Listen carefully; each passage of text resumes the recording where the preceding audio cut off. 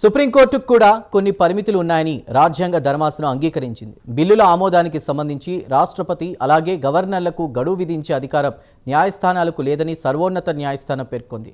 Chief justice Gavai నాయకత్వంలోని రాజ్యాంగ ధర్మాసనం ఈ మేరకు కీలక తీర్పు ఇచ్చింది. గతంలో ఇదే అంశానికి సంబంధించి ద్విసభ్య ధర్మాసనం ఇచ్చిన తీర్పును జస్టిస్ గవాయ్ నాయకత్వంలోని రాజ్యాంగ ధర్మాసనం పక్కన పెట్టింది.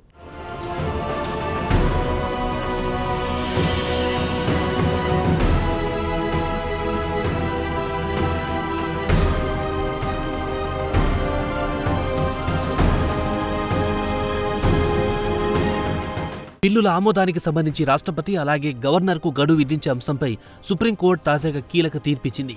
ఈ అంశానికి సంబంధించి రాష్ట్రపతి అలాగే గవర్నర్లకు గడువు విధించడంపై దేశ ప్రథమ పౌరురాలు ద్రౌపది ముర్ము ప్రెసిడెన్షియల్ రిఫరెన్స్ పేరుతో సంధించిన ప్రశ్నలకు సుప్రీంకోర్టు సమాధానమిచ్చింది. రాష్ట్రపతి అలాగే గవర్నర్లకు గడువు విధించడం సమంజసం కాదని సుప్రీంకోర్టు తేల్చి చెప్పింది.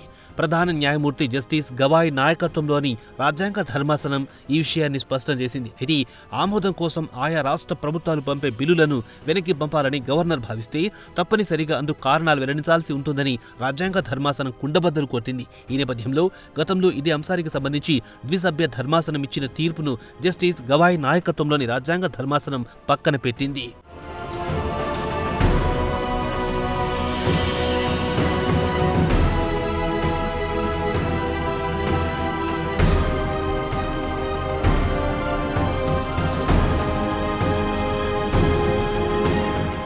కాగా గవర్నర్ల విధుల నిర్వహణలో న్యాయస్థానాలు జోక్యం చేసుకోజాలవని రాజ్యాంగ ధర్మాసనం పేర్కొంది. అయితే కారణం లేకుండా సదరు బిల్లును చాలా కాలం పాటు పెండింగ్లో ఉంచితే కోర్టులు పరిమిత విచక్షణతో వ్యవహరించవచ్చునని రాజ్యాంగ ధర్మాసనం వెల్లడించింది. అలాగే రాష్ట్రపతి విషయంలోనూ ఇదే సూత్రం వర్తిస్తుందని పేర్కొంది.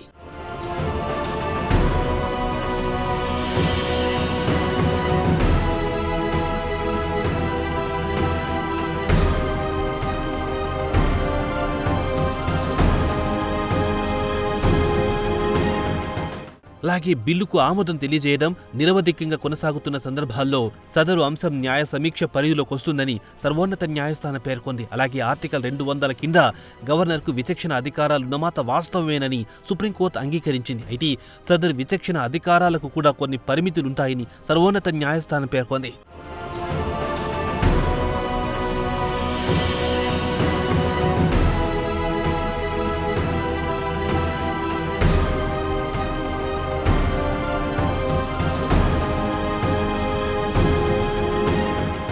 ఇదిలా ఉంటే ఈ అంశానికి సంబంధించిన నేపథ్యం ఇలా ఉంది. శాసనసభలో 1-2 సార్లు ఆమోదించిన బిల్లులను గవర్నర్లు ఆమోదించకుండా అలాగే పెండింగ్లో పెట్టడం వివాదం చెలరేగింది. అలాగే రాష్ట్రపతి పరిశీలన పేరుతో కూడా నెలల తరబడి బిల్లులు పెండింగ్లో ఉన్న విషయం ఇటీవల తెరమీదికి వచ్చింది. ఈ నేపథ్యంలో ఏడాది ఏప్రిల్ నెలలో సుప్రీంకోర్టు సంచలన నిర్ణయం తీసుకుంది. బిల్లుల ఆమోదానికి రాష్ట్రపతి అలాగే గవర్నర్కు సుప్రీంకోర్టు గడువు విధించింది. అంతేకాదు గరిష్టంగా 3 నెలల్లో సదరు బిల్లులను ఆమోదించడమా లేక తిరస్కరించడమో చేయాలని సుప్రీంకోర్టు పేర్కొంది. కాగా బిల్లు ఆమోదానికి సంబంధించి రాష్ట్రపతి అలాగే గవర్నర్లకు సర్వోన్నత న్యాయస్థానం గడువు విధించడం ఇదే తొలిసారి.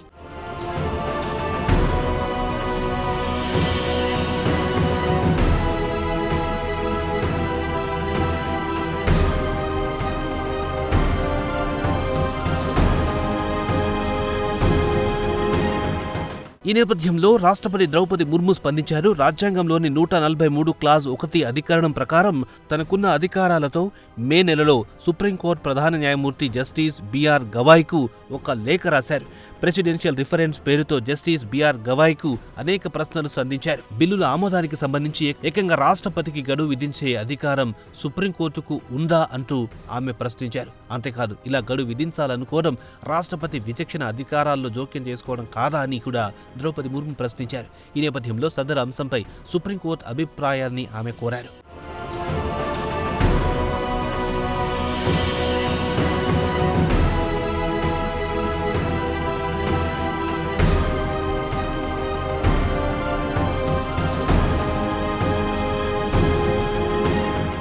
ఈ నేపథ్యంలో సుప్రీంకోర్టు ప్రధాన న్యాయమూర్తి జస్టిస్ బిఆర్ గవాయ్ నాయకత్వంలో రాజ్యాంగ ధర్మాసనం ఏర్పాటైంది.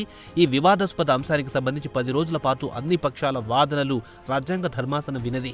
సెప్టెంబర్ 11న తీర్పు రిజర్వ్ చేసింది. కాగా రాష్ట్రపతి అలాగే గవర్నర్కు గడువు విధించలేమంటూ సుప్రీంకోర్టు రాజ్యాంగ ధర్మాసనం తాజాగా తీర్పు వెల్లడించింది. మొత్తం మీద సుప్రీంకోర్టుకు కూడా కొన్ని పరిమితులున్నాయని రాజ్యాంగ ధర్మాసనం అంగీకరించినట్లయింది.